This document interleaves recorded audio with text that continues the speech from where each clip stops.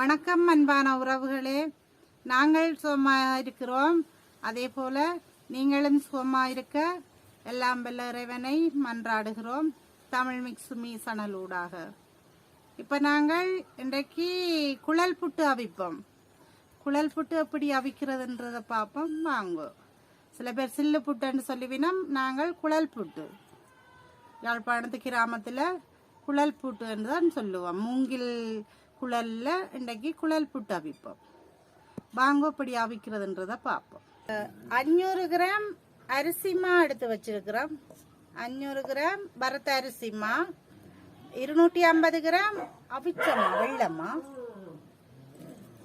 புட்டு அவிக்கிறதுக்கும்.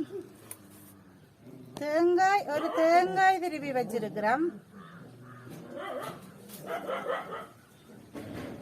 உப்பு எடுத்து வச்சிருக்கிறோம், தேவையான அளவு போடுவோம். இது தட்டுப்பட்டியும் வேணுமா, புட்டுமா கொத்துறதுக்கு தட்டுப்பட்டியும், இது அந்த புட்டு குத்துறதுக்கு ஒரு சில்வரம் காக்கத்து போனி சொல்றோம்.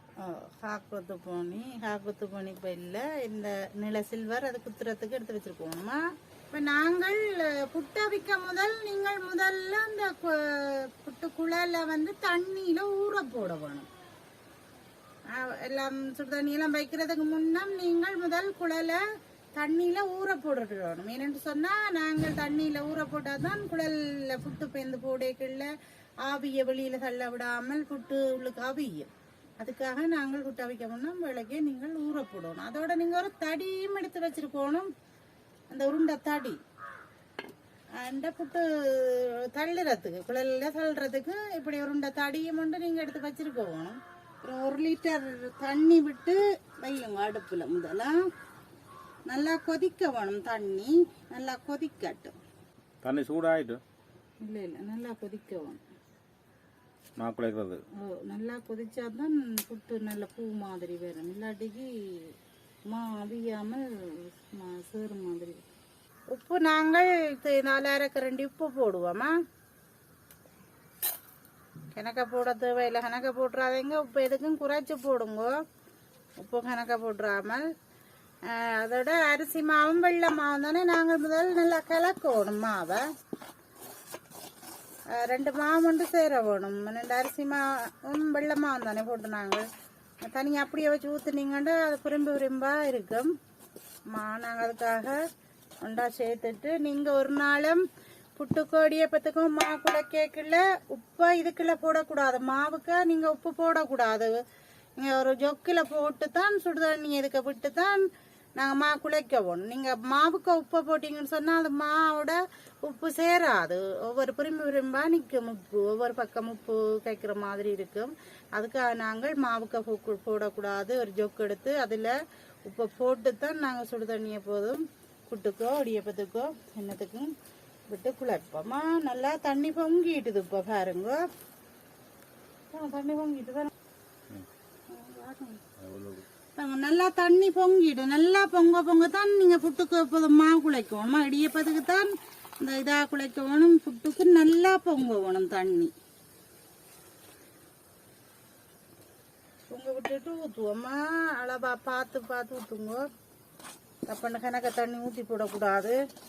கொஞ்சம் தண்ணி சுடு தண்ணி பொங்க கொஞ்சம் கொஞ்சமாக விட்டு பார்த்து தான் குழைக்கணும். அவுக்கண்டு ஒரு நாளும் சுடு தண்ணி ஊற்றக்கூடாது. மாவுக்கு புட்டு குழைக்க தண்ணி ஆனாட்டிக்கு நாங்கள் பேர்ந்து விடலாம். தண்ணி ஒருமிக்க ஊற்றினால் பேர்ந்த ஒன்றும் செய்யலாது. அதுக்காக நாங்கள் கொஞ்சம் தண்ணி பார்த்து தான் விட வேணும்.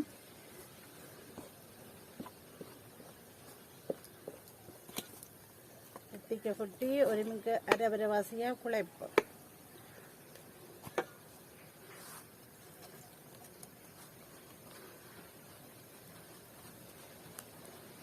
குழல் புட்டு அவிக்க நல்லா தண்ணி ஆகினா எந்த வராது. நாங்கள் அதுக்காக கொஞ்சம் தண்ணி பார்த்து தான் ஊற்றி குழைக்கணும். மாவை நல்லா கொத்த வேணும். இனி மணல் மாதிரி கொத்த வேணும்.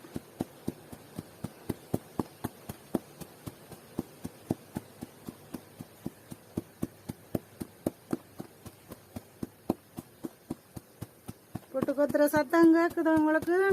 சக்க சக்க அதுங்க நல்ல கணக்கான இதில் குழைச்சிருக்கிறேன். நீங்களும் அப்படி தான் குழைக்க வேணும். அரிசி மாவும் வெள்ளை மாவும் சேர்ந்து பார்த்தீங்களா, நான் 2 மாவும் ஒருமிக்க சேர வேணும். முதல் இந்த பருவத்தில் கொத்த வேணும் மாவா. இப்போ நாங்கள் மா கொத்தி போட்டோம் பாருங்க. இப்படி நீங்களும் சின்னனா மாவை கொத்த வேணும், தூளாவா கொத்தி போட்டு இனி நாங்கள் குழலில் போடுவோம். தண்ணி கொதிக்கட்டும். அடுப்பில் மேலே தண்ணி ஊற்றி வையுங்க. தண்ணி நல்லா கொதிச்சா பிறகு தான் நாங்கள் குழலில் போட்டு வைக்க போகிறோம். நல்லா சின்ன குதிக்கிறாங்க. அப்படிதான் தூளை புட்டு அப்பதான் புட்டு சொப்டா இருக்கு. குழல் நனைஞ்சிட்டுது. அப்படி குழலையும் நனைய விட வேணும். இதெல்லாம் கொஞ்சம் தேங்காய் பூவா முதல் போடுங்கவா. முதல் தேங்காய் பூ தான் போடணும். போட்டுட்டு ஒவ்வொரு கை மா அந்த ஒரு கணக்கா போடுங்கவா.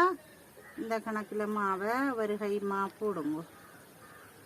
ஒரு கையும் போட்டு போட்டு நாங்கள் தேங்காய் பூவையும் போட வேணுமா. தேங்காய் பூ கொஞ்சம் கொஞ்சம் போடணும். தேங்காய் பூ கொஞ்சம் கொஞ்சம் போடணும். மா ஒட்டாம சின்ன கலர்றதுக்கா ஒரு கை போடணும் மாவையும்.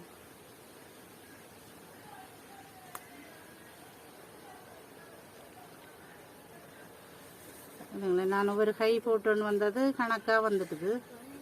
அதுக்கு மேலேயும் பூ போடணும். தேங்காய் பூவா அமர்த்தக்கூடாது.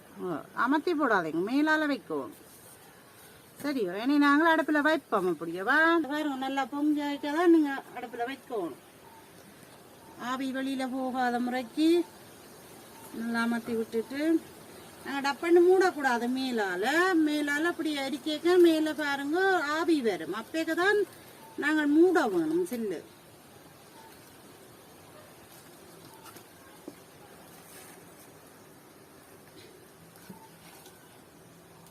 நல்லா அடுப்பெரிக்க மேலால ஆவி வருமா. இந்த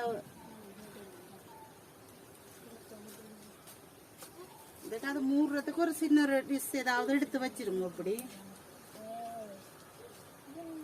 இந்த டிஷ்ஷால மூடுறதுக்கு சின்ன மேல மூடுறதுக்கு ஒரு டிஷ் எடுத்து வச்சிருக்கோம். ஈரத்துல நினைச்சு போட்டு வச்சா அதுக்கால ஆவி வெளியில போகாத அளவுக்கு தான் நாங்க ஈரம் நினைக்கிறது. இல்லாட்டிக்கு உழல் போட்டு போட்டா இடப்படாது, வராது தள்ளினாலும். பாத்தீங்களா ஆவி வருது. பாத்தீங்களா இந்த ஆவி வரைக்கு நீங்க இப்படி ஒரு டிஷ்ஷால மூடி விடுங்க. மூடி ஒரு 2 நிமிஷம் மூடி விடுங்க. பாத்தீங்களா ஆவி வருது. அப்ப இனி புட்டு அவிஞ்சிட்டுது. நல்லா வச்சு தண்டக்கூடாது. ஒரு 2 நிமிஷம் அவிஞ்சிடுது. பாத்தீங்க இனி தள்ளுவோமா.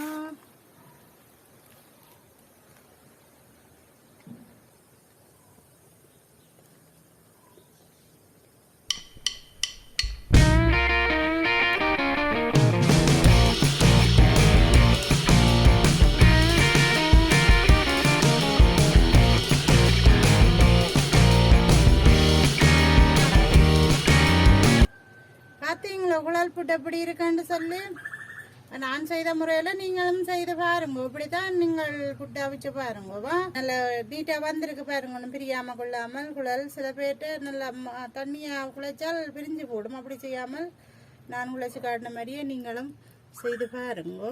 எப்படி இருக்கு குழல் புட்டு? நல்லா தான் இருக்கு. நல்லா இருக்கே. இப்போ குழல் புட்டுக்கு நீங்கள் சம்பலோட சாப்பிடலாம். அடிச்ச சம்பல் வாழைப்பழம் அதோட சாப்பிடலாம். என்ன இரவு சாப்பாடு விடிய சாப்பாடு. இந்த குழல் புட்டு அப்படி அவிச்சுக்கிறேன்னு பார்த்தீங்களே. நான் செய்த முறையில் நீங்களும் செய்து பாருங்க.